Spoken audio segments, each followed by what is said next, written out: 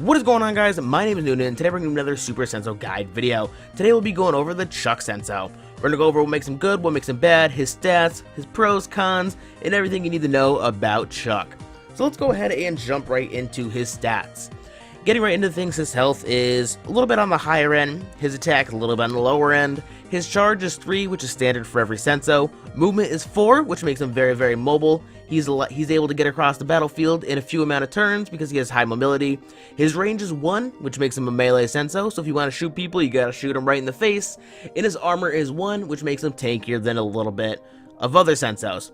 So getting into Chuck's passive. Chuck's passive is very interesting, and this is where he has a lot of creative play potential and why I think he's an easy contender for one of the best Sensos in the game, but you have to know how to play off his passive very well and utilize it in creative ways.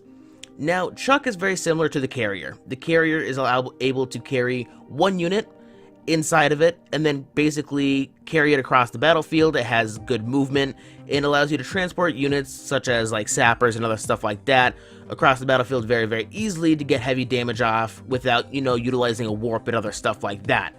Now, a lot of high-ranked players will use the Carrier to carry a sapper or other heavy damage cards, basically to people's Senso gates or where they have clustered units, and basically Chuck can be utilized in the same way. But what makes Chuck a little bit different is not only that he can also attack, and he has a little bit of armor, so it makes him more tankier than a Carrier. So in a way, he's basically a sensified version of the Carrier with a little bit more utility and functionality behind it, which makes him really cool. Now, getting into what makes Chuck a very good Senso and I would say, very meta Senso right now is if you utilize him with a warp combo, you get him across the field, you throw a sapper inside of him.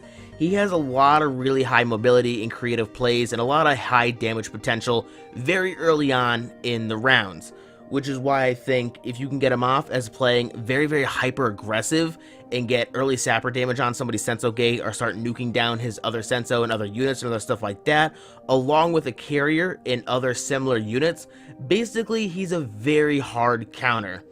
Now, a lot of high-ranked players that I've gone against don't often use Chuck, surprisingly enough, but they do use Carriers and sappers, so they use similar playstyles, just not the Chuck itself. But I have seen some really good Chuck players. They're few and far between right now, but the ones that can pull this Senso off makes them extremely terrifying.